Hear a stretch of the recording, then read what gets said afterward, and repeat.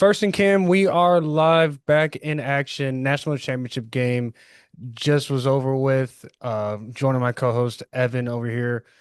Great game, 27-21. Indiana wins their first ever national title in program history. I feel like college football seasons always feel like a good thing in our head. Like just thinking about the total season and recap when we have a really good national championship game. Sometimes when we have like Georgia versus TCU a couple years ago where it was like 65-6 and it kind of put a weird stain on the end of the season, Georgia winning again. But this year we have new blood, Indiana, the first time national champion since 97, Florida Gators, which is a weird stat thinking that that was their first title. It came all the way in 97. Give me your thoughts on the national championship game. I loved it. I loved the replay of it. A lot of things that I had missed watching it during the game, but just a phenomenal effort by both teams and both coaches. I agree. What was interesting about the game is it played out very similar to a typical Super Bowl, which was boring first half, kind of feeling each other out, couple big plays, but not a whole lot of action. And then we get kind of midway, actually early in the third, we just get like back to back to back scoring possessions. And it made the game really interesting. It made the game a lot of fun. I think there were times where it felt like Indiana could run away with it. And there were times where it felt like Miami could run away with this thing if they get just one stop. And All right. unfortunately, they never got that. But it was a great game, a great national championship. I think for the teams and the way the country was represented, you had the South and then you have kind of the North. I don't think you could have asked for a much better game. I mean, the game literally came down to a drive that could have put one team ahead of the other one at the last second. And you can't ask for a better national championship, especially with the transfer portal, NIL, all of the things that we talk about how college football is just so bad about, even the calendar. Mhm. We get a 12-team playoff that dwindles down to two teams, one in Miami who almost shouldn't have made the playoff, and then Indiana who we weren't sure at the beginning of the season if they were for real or just like had a lucky season and we weren't sure what Signetti was going to be with that team. Two, literally like box office, almost an instant classic, if you would. Right. Well, I think that a lot of fans, when you think about national championship games, the NBA Finals, Super Bowl, World Series, it's always more fun when real legacies are at stake to be cemented or to, be up in the air to be debated on because Kurt Signetti not only stamped his name as the best football coach in college football right now, but has cemented the best turnaround in sports history. And so when we look back, we're going to think of I think Kurt Signetti first. When we think of this Indiana national title, you think of Mendoza and you think of a lot of the plays that were made throughout the season, and you'll think about the Penn State game that could have changed this whole outcome of the playoff. Mhm. Um, and I think when we look back on this season, it'll be the benchmark or the kind of the flag planting moment of okay, this is the new era of college football, and it can be done. You need the money, you need the resources, you need the right coach, but I think what also gives fans a lot of hope is that you are really just one coach away, one transfer portal window away from being a legit title contending team. And if you can do it in Indiana, it can be done anywhere. And I see a lot of fans talking about how the patience for a lot of these coaches that have been cemented in college football, it's going to be kind of short and they're on a short leash. So all in all, I think this was a great game and we'll discuss the game. I mean, even though the Indiana won, I think I was still more impressed with the Miami players. Malachi Tony, Mark Fletcher were, I think, two of the best players on the field. Malachi Tony, who we'll have a treat of watching him for 2 more years in college football. Hopefully, Miami can sustain this relevance. But if you looked on that field, Miami's got a lot of guys that you're going to see from this team at the next level, and that talent really displayed on the screen. I thought on Monday night. I agree. I want to go back to one thing you said about Indiana, which was they kind of set the precedent of, okay, it can be done. You can go Mhm. from worst program in FBS to national championship in 2 years. Have to have the right coach. And a lot of people will point to Mark Cuban being the billionaire donor who's giving money for this team. What is unsaid is that he didn't give money that first year. He was not donating and cutting big checks that first year. Kirk Cincinnati had to prove that, and then the money came after. And so, if you are a first year coach, comes up another level, or you go from G5 to Power Four, whatever the case is, like that first year, that second year, you really have to show like I can win with tools that aren't as sharp as everybody else has. But if I get the money, then I can recruit and I can coach these guys to the next level. And so I really felt like Kurt Cincinnati showed what he could do year one. And then year two was here's what I can do with a little bit of money. Year three would be here's what I can do if I have dynasty type money. So I just want to touch on that. I thought that the Miami defensive line, Ruben Bain, Mesidor out there were incredibly disruptive. In the first half, it looked like my or Indiana was going to have a very tough time moving the football, and they did. But it looked like it was going to be one of those games where, like TCU, Georgia, where TCU couldn't do. It felt like every play the quarterback was just drifting in the pocket because he had no time. Those old Alabama defenses that would just force quarterbacks to hold the ball, have nowhere to go, take sacks 10 yards, in the backfield. It felt like that, and I was like, man, I don't know if I picked Indiana to cover the 7.5 was the number that it dropped to. I picked them to cover and they didn't. And a big reason I was worried about that pick was this Miami defensive line, and they absolutely showed out. They played their hearts out, and a couple made plays on offense. And this defense we talk about is one of those that could be kind of an all-time D line, if you would, with Jason Taylor as the defensive line coach. Yeah. And they got under his feet really, really quickly in the first quarter. He took that nice shot from Jacoby Thomas on that RPO that bloodied his lip that a lot of fans were mad about and whatever the case may be. But I think they set the tone early and they were telling Mendoza, like, we're going to be in your face all night. And a lot of that game, what reminded me of, talk about old Super Bowls, is that first half of that Rams Patriots when Jared Goff was in the Super Bowl and kind of looked a little like clueless against the Patriots defense. Like, I don't really know how to solve this, and I can't really solve it now. Luckily, Mendoza had a better time against Miami's defense in the second half, but in that first half, a lot of punting from Indiana. Roman Hemby and uh and Kalen Black, they end up rushing for over 130 yards combined. But in that first half, it really looked like what Indiana's bread and butter has been is runs up the middle between the tackles and back shoulder throws. They weren't getting any of that at all. And I mean, if it wasn't for Miami failing to get that 3rd and 2 at the start of the third quarter, I think those type of plays changed like the tempo and really let Miami know like Indiana may not be scoring, but the physicality is still here, and we can match that no matter what is going on. I 100% agree with that. I think that this game, I felt like Kurt Signetti was head and shoulders above Mario Cristobal as far as coaching and just how his ability to be prepared and scheme up for what you could throw at him. And I thought Mario Cristobal did a fantastic job. I don't think that he himself lost or caused a loss for his team. There are a lot of games, specifically last year with Cam Ward and the year before that, it was like, how could you be this careless with the team that you have? And this year at SMU, Louisville, it's kind of like, brother. But for him to get all of that, fix all of those things, I mean, we didn't see a disaster class Carson Beck game in the entire playoff. We saw a couple of those kind of leading into the playoff, but we didn't see anything like that. So for that coaching staff just to come together and put together brilliant game plans for Texas A&M and M and Ohio State, it's like you really can't ask for a whole lot more out of them. And the game fell the way it fell, but I was really impressed by Myra Cristobal and his ability to be a great recruiter. I think it's just, I mean, it feels like we're talking about the Indiana Hoosiers because like that's just the biggest story, and I get that. But Miami returning to prominence, like if I had to guess who's going to continue to win recruiting battles, Miami is just going to take the cake every time. That Right. hotbed down there, they've got some NIL, like they just were in a national championship after being almost out.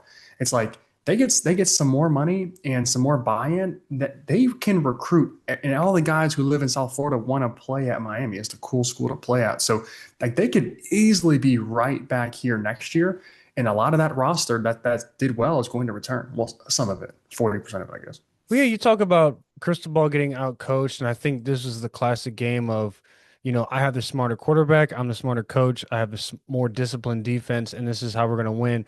Miami gets 21 yards on a 3rd and 8 delayed handoff draw, and it's just like Miami never saw it coming. And then Mendoza scores on basically a QB draw on 4th and 5 in the fourth quarter to seal it. It's like kind of the same play back to back. The 3rd and 8 run puts them up 10-0. And at that point, it looked like, all right, Miami might lay down like Bama did and kind of how Oregon did. They Miami didn't. And so thank God they didn't and they made it a game. But that first half going up 10-0, it was looking very, very shaky for Cristobal and that entire defense right there.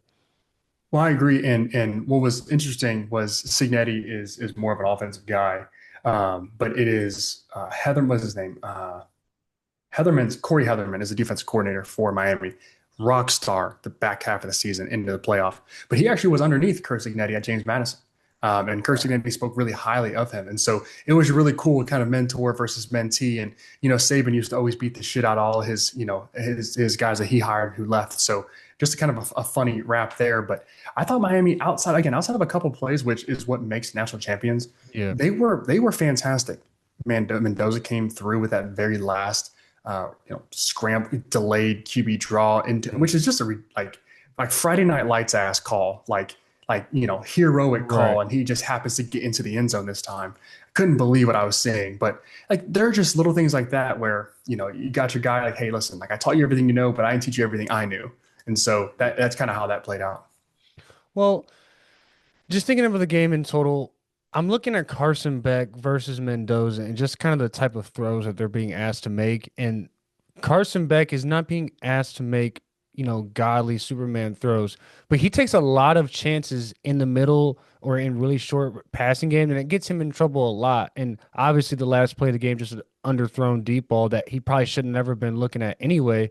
But a lot of those plays, I'm looking at 3rd and 4 and 2nd and 7, and he's just forcing balls to guys, and they're getting batted away or they're almost picks, and it's just like you're not going to win the game with this guy trying to be Superman, and you've got Malachi Tony and Mark Fletcher, who you can just give the ball to and get in space and let him go. I mean, as a true freshman, Malachi Tony, 10 receptions for 122 yards. It seemed as if every time he touched the ball that he was able to get 6 or 7 yards. And there's a lot of times where it feels as if the offense kind of just starts and stops with Malachi Tony. And in a national championship game against Indiana, who's well coached, who's going to be keen on him, you're going to go 2 to 3 quarters, being able to contain him. In the fourth quarter, he scored obviously to make it within three, but Mhm. even with then, it's like all the other receivers kind of just standing around like doing their thing. Daniels had a pretty decent game, but other than that, Miami just kind of looked like they would have liked to have a do-over in that game. And that tape versus against Texas A&M is just kind of like night and day to me.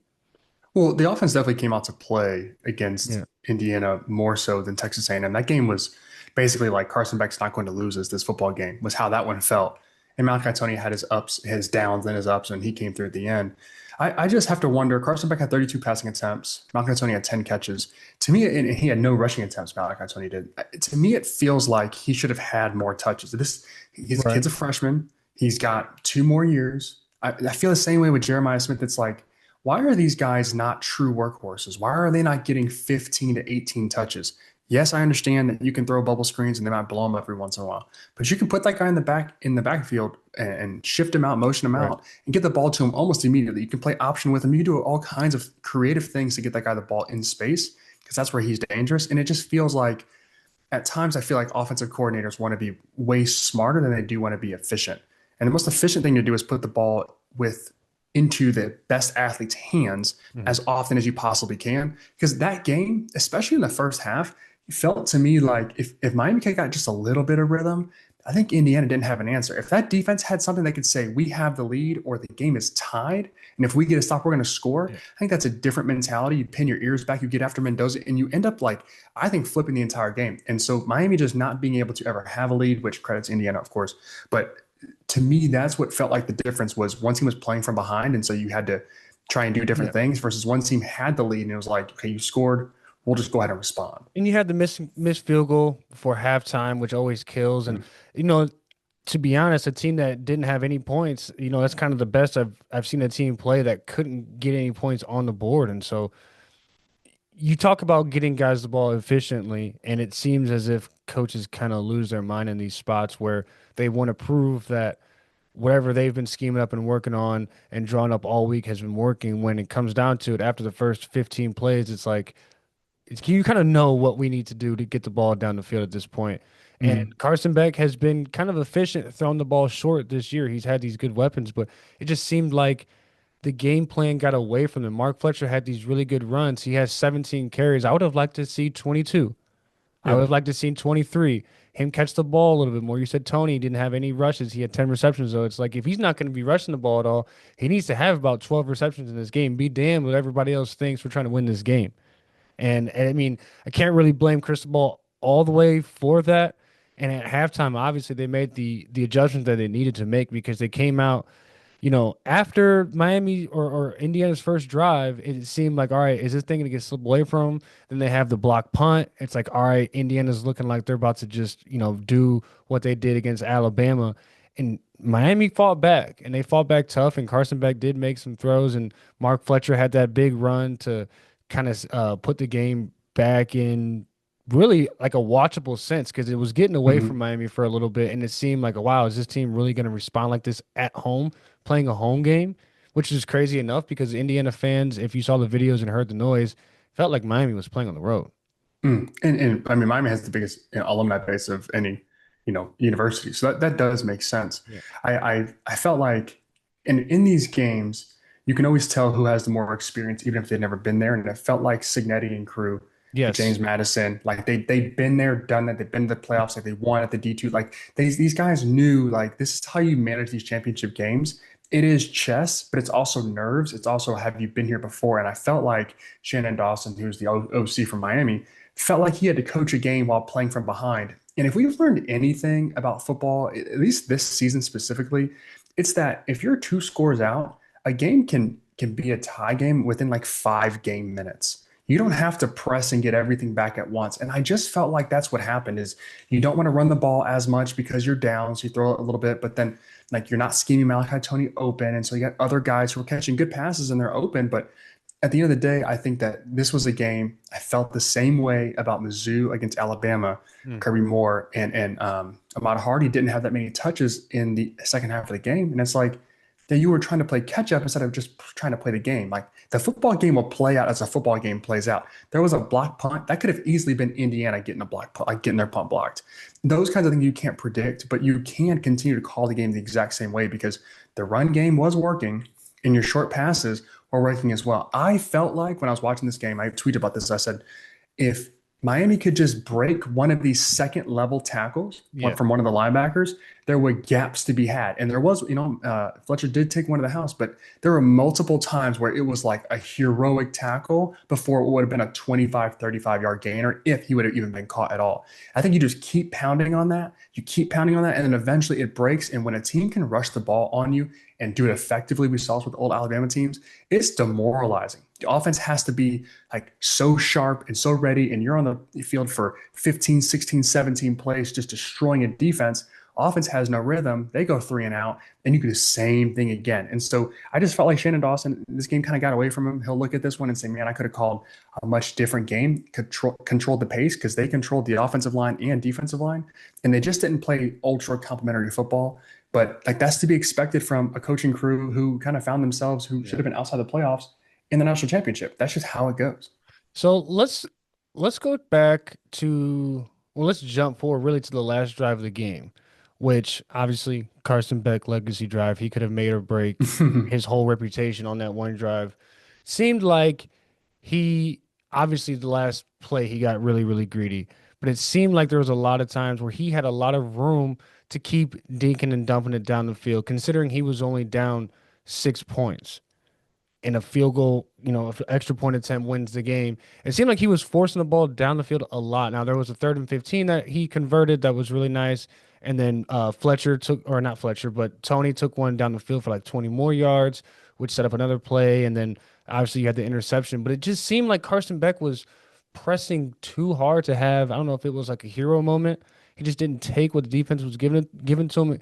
And considering it's the last drive of the game, you don't have any timeouts. It just felt like he didn't allow players to catch the ball, get out of bounds, catch the ball, get to the first down. We'll hurry up and we'll spike it if we need to. And then he throws an interception with 40 something, 50 something seconds left. He didn't really give his offense a chance to kind of just go down and get into the red zone and see what we can do. And it just kind of disappointed me. It was like, all right, I think if Mendoza was on the other side of this, I think Mendoza leads Indiana to get a touchdown. And just with the way that Carson Beck plays and his decision making and his inability to kind of, after that first read, he can get to his second.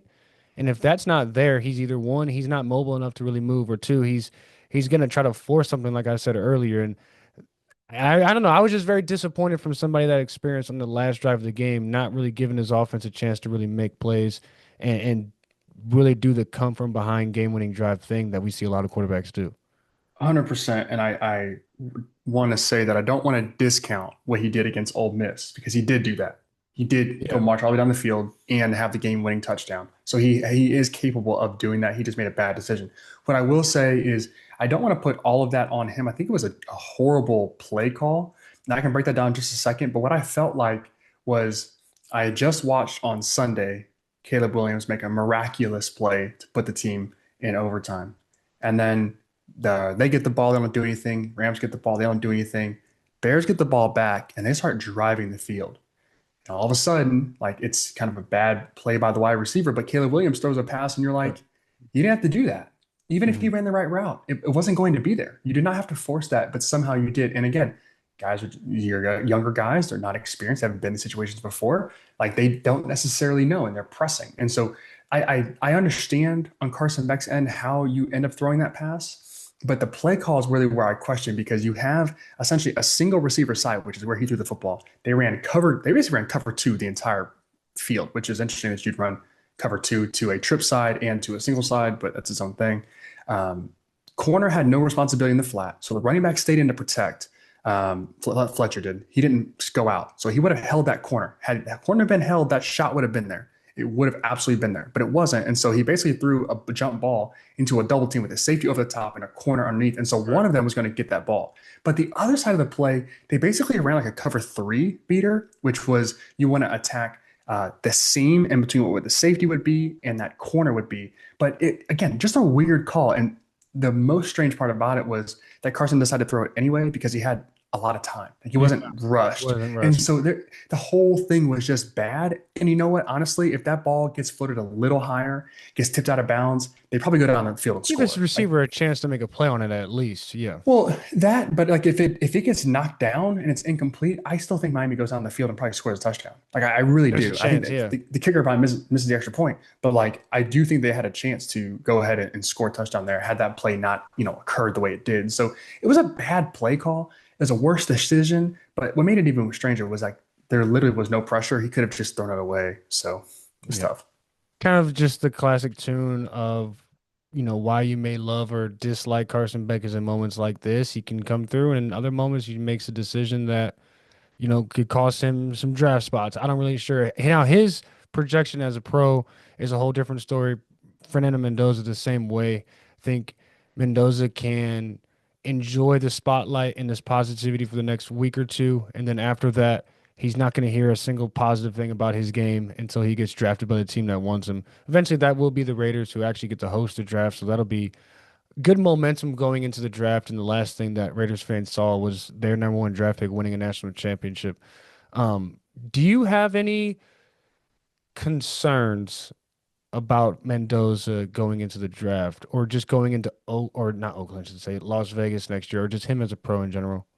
I was going to say, I one of the things I was hoping is that with these players and NIL and the transfer portal, like we're so fast, and a lot of the online discourse was going to be Mendoza doesn't project well as an NFL quarterback. He's going to be the worst number one pick overall, and all these like different things. Like let's just enjoy what he just did Mhm. on the field before we get to like what he's going to be as a pro, because they really are two different things. He's not playing professional ball right now. He doesn't have a professional OC. He doesn't have a professional team around him, receivers, anything like that. So I think it's unfair to criticize either one of those guys. And a national championship game isn't supposed to be a stat stuffing game. You're supposed to try and win the game. That's why you're there. So that's part one. Part two, I do like him as a pro. I think he does a couple things well. He is a non-turnover machine as a quarterback in an RPO system, which is incredibly difficult to be. RPO, you fake the run, you can fake the pass, you can make the pass off of the run. You have a lot of you keep the ball to. You have a lot of decisions to make, and he made those decisions incredibly well. There's another guy in the NFL who ran an RPO like system in a timing system, and he's doing pretty good. His name is Bo Nix, and he plays for the Broncos. And I would think Mendoza is a better player than Bo Nix was, especially coming out of college. And he had to make a lot more, I think, impressive throws. And so I think Mendoza is going to be just fine. I think he's going to be good. I think his roster around him is going to be not so great, but I think we look at him like a Cam Ward situation where it's like the talent is obviously there, the roster's not. So I think he'll be okay. His decision making is insane, and we've just seen a guy like high character, team likes him. He's tough as shit. Like he's not going to get knocked out of a game for no reason. and he can make all of the throws. He's making back shoulder throws to guys Yeah. that on other rosters would not be on the field. I'm not sure how many of those Indiana receivers would start for Miami, and he's dicing up that secondary. So I think he'll be just fine. He's proven that all season. So I like where he's going to be. I would be a supporter, and there would be no other. If Dante Moore was in the draft, I don't think Dante Moore is near the quarterback that Mendoza is. And so to me, he's a clear number one, and he might be one of the best prospects coming out of college we've seen in a bit of time. I like Mendoza coming out too. There's something to be said about a guy that can play his best ball in the best moments against the best competition, and I think that wins out every single time. And he's a guy that obviously people like. People are gonna like to root for this guy, and people are gonna want to see him successful. Seems like he's a pretty genuine dude himself, and so I don't think he'll have problem fitting in into a system, into a locker room at all. My one thing about him is that we do see guys who throw for in the window anywhere in between like 185 to like 230 yards. And those quarterbacks in the NFL usually aren't making great sideline to sideline throws. And what I mean by that is you get a Bo Nix who has proved that he can make the throws. And until they prove it, I'm always going to be skeptical, just like everybody else. But like Cam Ward this year, not really able to make those NFL type throws that you need to make on 2nd and 7, 3rd and 8 to keep the chains moving. And I see Mendoza, who's had an easier time as a quarterback. And I'm not saying it's like the Joe Burrow thing or the Alabama thing where the Alabama quarterback is so protected behind the best line, the best receivers, and the best backs. All he has to do is kind of just hike the ball and things will happen. I think he definitely did more than that. But it's going to be an interesting development to see him have a great running back, a great tight end in Brock Bowers, and then like a Max Crosby on defense and the worst offensive line in the league, and then receivers who are kind of just and a secondary on the Raiders who are kind of just like we need like 3 draft picks in the secondary, and so I'm hoping that he can settle his feet in well and learn, and Tom Brady will probably be right in his ear, hopefully at least for him. But I just want to see how he's going to react to that because the high of taking Indiana to newest heights, national championship team, and this team will be remembered forever. He's going to have to come back down to earth a lot in Las Vegas, and it's going to be interesting to see what type of offensive coordinator he gets, who's going to be the coach, what is going to happen in Vegas because they're kind of running out of time as far as not being able to waste this pick. Because if he's the guy, then you're not getting a number one overall pick, drafting a quarterback. I mean, I don't know when the last time it happened for the Raiders, but it's been a long time. It hasn't happened in a while. That's right. I agree with that. I think that he couldn't ask for a better situation, which is why Dante Moore going back to college is so strange because that QB1 spot is kind of a dream job. You have basically a coach who gets hired, and if he drafts you, you are his guy. A Mm. lot of like the Jets have a pick that's are they second? They have a second pick in the draft. Yeah. It's like Aaron Glenn is 1 year away. If he wins like 4 games next year, he might be out. And then if you draft a rookie quarterback, and the rookie quarterback is like this coach isn't my coach. This coach doesn't like me. Kind of like a Tua situation. It's like I don't like this guy, and so you could be out of there. You couldn't ask for a better situation if you are Mendoza to jump into with what would be a brand new coach. He Mm. will probably have conversations. He'll probably have the playbook before he is on the team because that's just the kind of guy he is, and you know you're going to take him. So like, let's not waste any more time. So I really think he's going to be in a great spot. The team won't be very good, but I think there's something to be said about like a Max Crosby with the Mendoza, like Brock Bowers, like, and then you have Ashton Genty. Like there are some pieces on that team to where like they could be an exciting 5-win team, Yeah, right. and that's good enough to sell tickets and get everybody to come back for next year, and they can win 9 or 10 games. Then all of a sudden, like who knows? You know, the Denver Broncos will see what they can be. The Chiefs, obviously, but like that little division isn't unwinnable. And we've seen like teams boost up real quick over there. And so I don't know who the head coach is going to be, but I think it's a great spot. He's clearly the number one pick. That's who I would take. He's a franchise changer just by attitude alone. You Yeah. can like Dante Moore to me is no personality. There's no nothing. I don't know anything about the kid. So it's like, I don't know who he is. Mendoza, I know exactly what I'm getting from this guy. I've seen that he's tough. I can see he can play, he can make all the throws. Like, let's go for it. You know, that's how I feel about him. Yeah, and I think what's cool about, the NFL is you can kind of directly correlate a team's success right back to a really good draft two years in a row, or just one really good draft. Now in the NIL era, you're going to go back to one single transfer portal or one coaching hire that's going to take you over the Hmm. top. Transitioning into my next two questions for you. My first one is now that the Big Ten has won three national titles in a row, are you considering them the more premier football conference? And then my second question to you is, what are the trends you see coming in college football in the next coming years, or just maybe that something that sparks up next year, something that you see personnel wise, NIL money management wise, coaching on the field? What are the next trends that you see? But going back to the first question, do you think the Big Ten is now the superior football conference in college football? I think there's an easy way to answer this question, and it's let's take the middle of both conferences and ask who would you rather watch? Would you rather watch Florida versus Vanderbilt or Rutgers versus Northwestern? Which one of those games would you rather watch? Florida Vandy here. 100%. And so to me, I still think the SEC is the premier conference. I think that at the top, yes, the Big Ten is better. I think the Big Ten as a conference as a whole could be better. The thing about it though is the SEC has so many good athletes that across the board, and it's kind of like to take it off topic of football, it's kind of like when you have an independent in the presidential race. The independent typically polls like Republican or he polls Democrat, and typically they want him to drop out of the race because he's stealing votes and essentially like he's diluting one side and the other side gets more powerful. It's kind of how I feel about the SEC. It's like all these schools have such big brands: Florida, Alabama, Georgia, Auburn, Arkansas, Vanderbilt's good out, Tennessee. Like there are so many big brands in the SEC that kids just like grow up like, I want to play there. I want to play at that school. Lane Kiffin wasn't even the coach at LSU, walks in, number one recruit in the 2026 class, is sitting there like, I don't know who my coach is going to be, but like, I'm coming to LSU.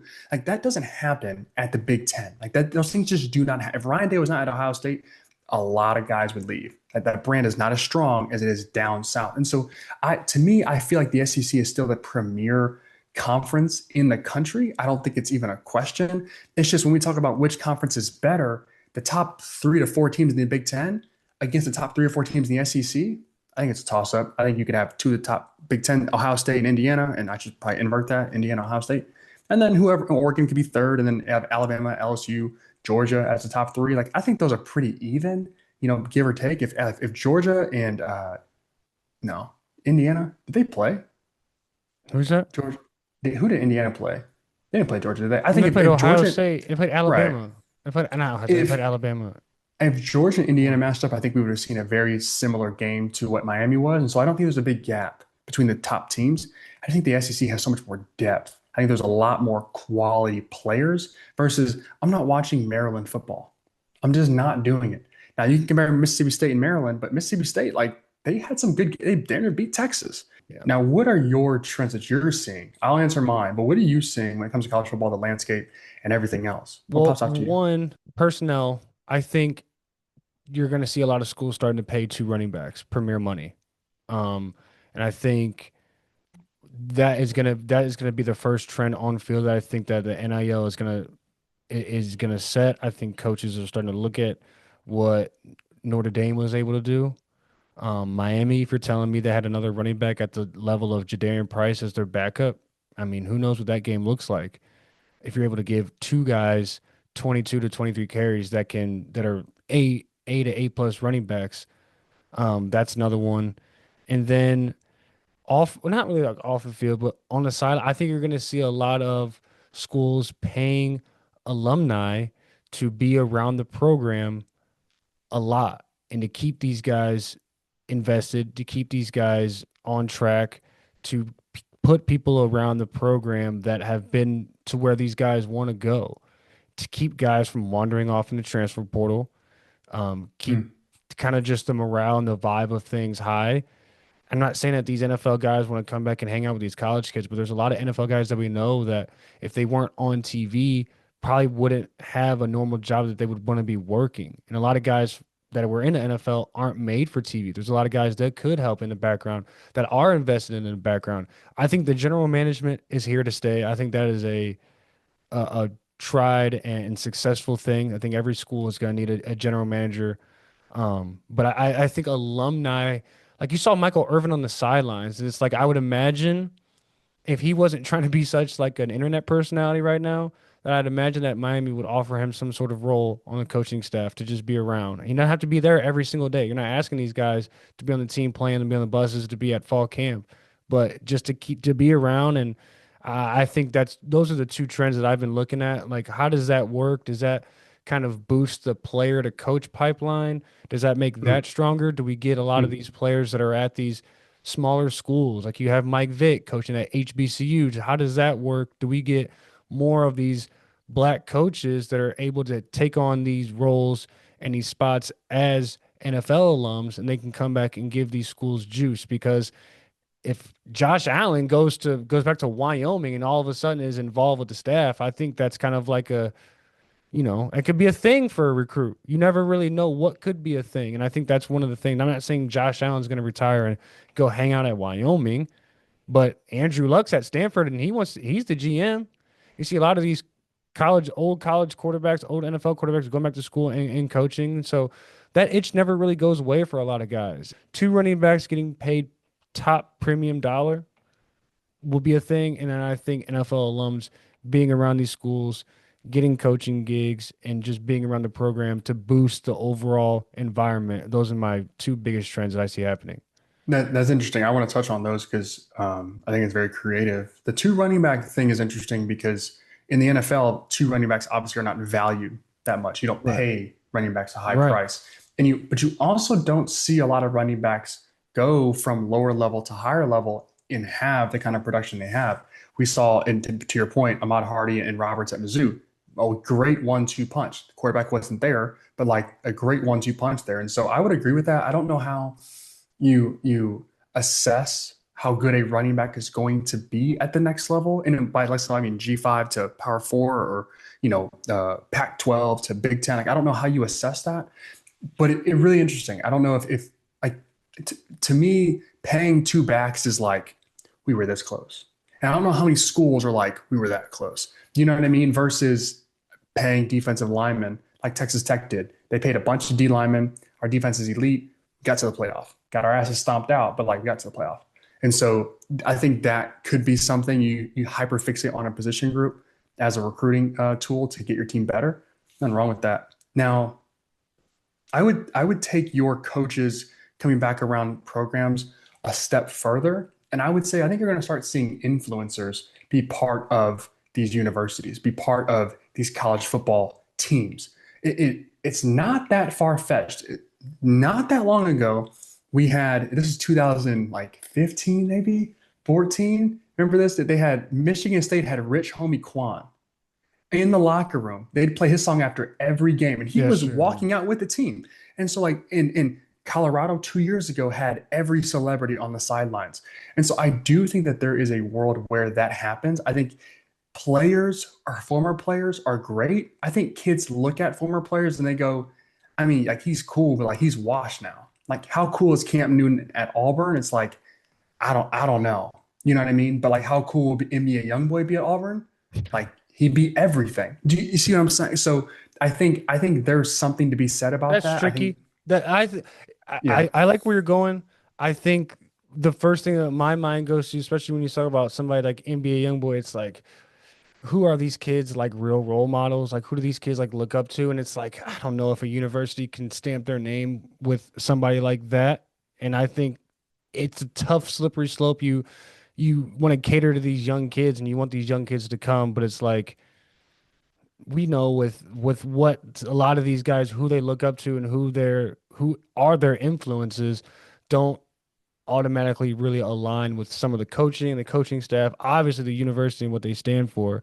And so I do think that there is going to be some sort of social media influence yeah, in college football coming up, whether that is how you're marketed as an NIL athlete. Because here I think is the one tricky thing and the weird thing that we've almost gotten away from is like when NIL first came out, I think we all thought we were gonna see like these creative, funny, kind of like play off of a last name type of a commercial. And all Yeah, we're kind of seeing is like tweets of, oh, this guy, he's getting $3.5 million. Oh, this guy, Dante Moore, he might get $7 million next year. And we just saw him throw a pick six on the first play of the semifinals. It's like, I thought we were gonna get like somebody with the last name of, I don't know, if a kid's last name was Porsche and he'd have like a Porsche NIL deal or sponsorship, or for um sure. there's a tight end by the name of like Rocky Beers who played at Colorado State, and if he would have had like a Coors Light sponsorship, it's like, okay, like, yeah, obviously a lot of these guys are gonna get paid literally just money because of how good they are, but it seems as if the social media influence of NIL has kind of taken a backseat to like just the on three like NIL projection or valuation, and it's like, okay, there's a leaderboard of who's making the most money this year, all the way down to who's making mid-level money. It's like it seems like we've just gone totally away from how NIL was supposed to be a cool thing, rather than like something that you can like that almost is like weaponized against these players later on. Well, yes, and it was supposed to be so that, wins didn't get vacated. Guys could sell their signatures for cash and not have to, and not, Jim Trussell and Ohio State and everything else. I think that with what you're describing is that these college football players do not have the influence that they once had.